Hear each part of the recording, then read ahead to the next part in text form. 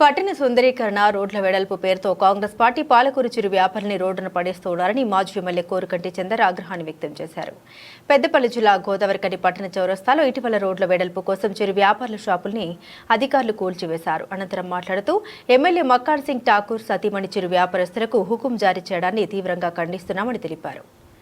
అసలు రామగుండంలో ఏం జరుగుతుంది? ప్రతి ఒక్కరూ అయోమయంలో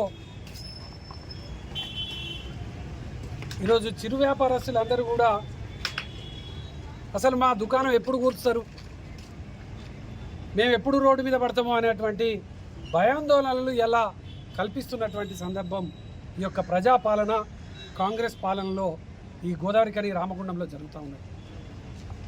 సుందరీకరణ పేరిట, రోడ్ల వెడల్పు పేరిట జరుగుతున్నటువంటి యొక్క దారుణ కాండ అసలు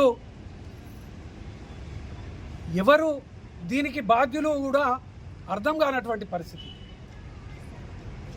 రోడ్లు వెడల్పు చేస్తున్నామని చిరు వ్యాపారస్తులను మీకు ప్రత్యామ్నాయం చూపిస్తున్నామని వాళ్ళకు స్థలాన్ని చూపించారు. అక్కడ వాళ్ళ రూములు కూలగొడితేనే ₹1,00,000 దాకా నష్టం జరిగింది. మీకు ప్రత్యామ్నాయం 6 నెలల్లో మేము కడతాము, అప్పుడు అప్పటిదాకా మీరు ఈ స్థలంలో ఉండురు అని అంటే ఇక్కడికి వచ్చి ₹1,00,000 పెట్టి కట్టుకున్నారు. మళ్ళీ నెల రోజులు కాగానే ఇవి కూడా కూల్చేసారు. అసలు అవెందుకు కూల్చిర్రు, ఇవెందుకు కూల్చిర్రు అనేది ఎలా సమాధానం చెప్పాల్సినటువంటి అవసరం ఉన్నది. ఇక్కడన్నటువంటి ఎమ్మెల్యేకి కానీ, ఇక్కడన్నటువంటి అధికారులకు కానీ ఎవ్వరు కూడా అసలు దీని జవాబుదారీతనం ఎవరు తీసుకుంటున్నారో కూడా అర్థం కానటువంటి పరిస్థితి నెలకొన్నది. ఇలా వీళ్ళకు ₹1,00,000 నష్టమైంది. నెల రోజులుగా కడుతున్నారు. అధికారులు వచ్చారు, చూసిర్రు, మళ్ళీ అదే అధికారులు వచ్చి కూలగొట్టారు. మిమ్మల్ని ఎవరు కట్టుకోమన్నారు అని అంటే మాకు మహంకాళ స్వామి గారు కట్టుకోమన్నారు, ఎమ్మెల్యే గారు సతీమణి గారు కట్టుకోమని అన్నారు. కట్టుకుంటే మేము ధైర్యంతో కట్టుకున్నామన్నా అని వాళ్ళు అప్పులు తెచ్చి వ్యాపారం నడుపుకోవాలంటేనే చక్రవడ్డీలు అప్పులు తెచ్చి కట్టుకునే దుకాణాలు నడుపుకునేటువంటి వాళ్ళు. మంగళ షాపు తిరుపతి ఎలా ఇది కూలగొట్టి అనగానే హాస్పిటల్లో పడ్డాడు పాపం ఆయన.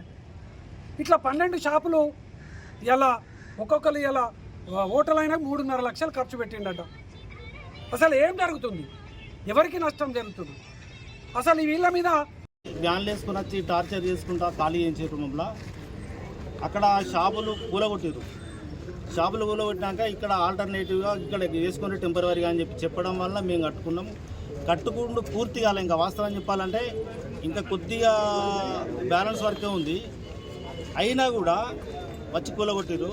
ఇప్పుడు అక్కడ ఫస్ట్ షాపులు లాస్ అయిపోయినాం, మేము కట్టుకున్న షాపులు అక్కడ నష్టపోయినాము. ఇక్కడికి వచ్చి మా సొంత డబ్బులతో కట్టుకున్నాక ఇక్కడ నష్టపోయినాం. అయితే ఎందుకు కూలగొట్టిరు అనేది రీజన్ లేదు, పర్మిషన్ లేదు మీకు, లేకపోతే పక్కపంటి మెన్స్ క్లబ్ కూలగొడితే మీ మీద పడుతుంది, ఇట్లాంటి కారణాలు చెప్పారు. పర్మిషన్ లేదు అనే విషయము అది మరి మున్సిపల్ టౌనింగ్ ప్లానింగ్ అధికారులే వచ్చిర్రు, చూపించారు. ఆ రోజు కాంగ్రెస్ పార్టీ వాళ్ళు కూడా ఒక 30 మంది దాకా వచ్చారు మాకు జాగా చూపించినప్పుడు. మరి వాళ్ళు ఎవరికి ఆ చట్టం తెలియదా, జ్ఞానం లేదా, లేకపోతే తెలివి లేదా? చిరు వ్యాపారస్తులమైన మా మీద మేము నష్టపోతామనే విషయం వాళ్ళకి తెలియదా? మరి పర్మిషన్ లేదు అంటే టెంపరీ వాటికి ఎక్కడ పర్మిషన్ ఉంటుంది? పర్మిషన్ అడిగితే మళ్ళీ మాకు పట్టా ఇచ్చినట్టే కదా. మాకు షాపులు కట్టిస్తాం ఒక 6 నెలల్లో అన్నారు. మరి 6 నెలల్లో కట్టిస్తారా, ఏడాది పడుతుందా, 2 నెలలు అవుతుందా తెలియదు. మేము ఏదో ఇటుకలు పెట్టి కట్టుకున్నందుకు ఇటుకలు పెట్టి కట్టుకుంటారా మీరు అని అంటారు. ఇప్పుడు అభివృద్ధి అని అంటారు. మరి ఇటుకలు పెట్టి కట్టుకుంటేనే గోల కొడతారు. మామూలు టైర్లు వేసుకోవాలి, మీరు ఇనుప టైర్లు వేసుకోవాలి, ఇట్లా ఎందుకు కట్టుకున్నారంటారు. అంటే అదంతా వాళ్ళ ఇష్టమేనా? ఏదైనా నుండి మరి మాకు ఇట్లా షాపులు కట్టుకోరు అని చెప్పిన వాళ్ళు లేరు, ఇంత జాగాలనే కట్టుకోరు, ఇట్లనే కట్టుకోని అని చెప్పిన వాళ్ళు లేరు. మా అందరం మేము కట్టుకున్నారనేమో కూలగొట్టారు. ఇది ఎంతవరకు న్యాయం? మేమైతే నష్టపోయినాం. మా నష్టాన్ని నష్టం మళ్ళీ రికవర్ అయ్యే విధంగా చర్యలు తీసుకోవాలని చెప్పి కోరుకుంటున్నాం.